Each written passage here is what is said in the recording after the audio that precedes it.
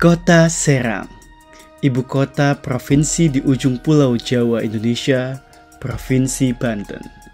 Kota ini sepakat dan berjuang untuk mengimplementasikan Peraturan Menteri Pemberdayaan Perempuan dan Perlindungan Anak Republik Indonesia Nomor 11 Tahun 2011 tentang kebijakan pengembangan kabupaten atau kota layak anak.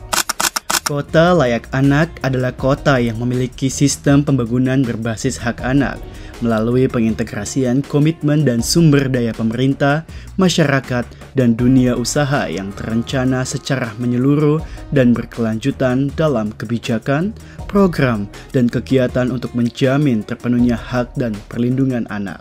Dalam kebijakan pengembangan kota layak anak, terdapat 5 klaster dalam pemenuhan hak anak.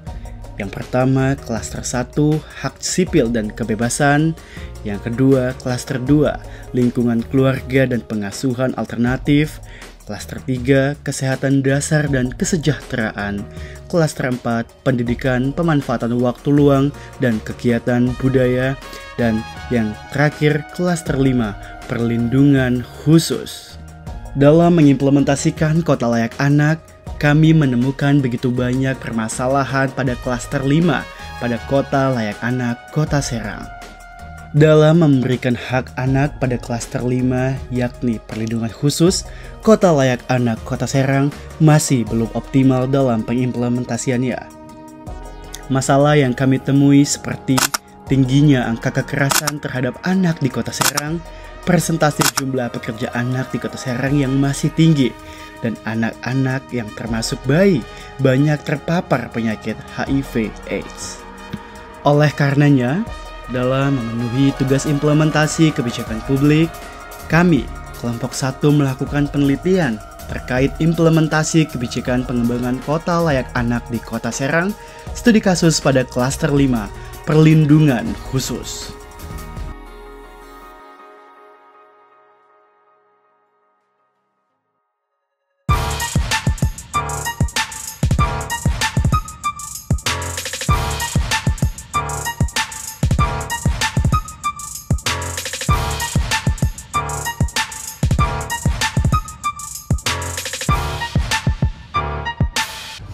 Halo semuanya, kata-katanya dong Kak Dila.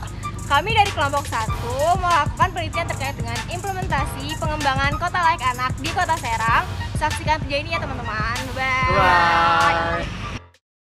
Dalam mendukung penelitian ini, kami memiliki 4 informan yang akan kami wawancarai untuk mengetahui sejauh mana implementasi kebijakan pengembangan kota layak anak di Kota Serang.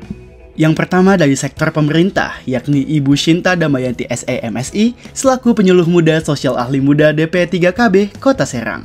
Yang kedua, ada dari Forum Anak Kota Serang, yakni Cika Dian Asmarani selaku fasilitator Forum Anak Kota Serang. Yang ketiga, ada dari Duta Generasi Berencana Provinsi Banten, yakni Raihan Fariski selaku Ketua Forum Genre Indonesia Provinsi Banten. Dan yang terakhir, dari lapisan masyarakat, Kang Alwan. Beliau merupakan salah satu pelaku tawuran kategori anak di Kota Serang.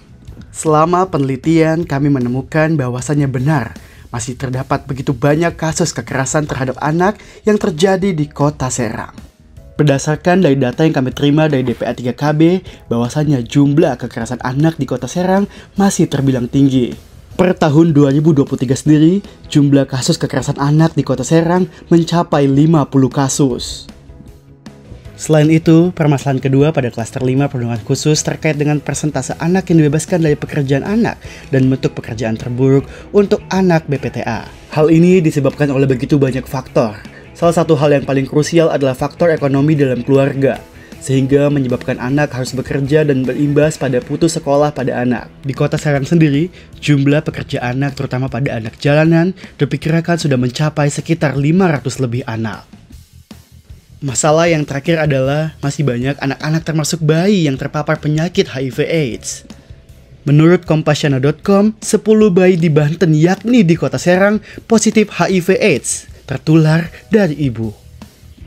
Tentunya masalah-masalah ini menjadi penghambat dalam implementasi kebijakan pengembangan kota layak anak di Kota Serang. Tak heran, hingga saat ini, implementasi kota layak anak di Kota Serang hanya mencapai tahap pratama.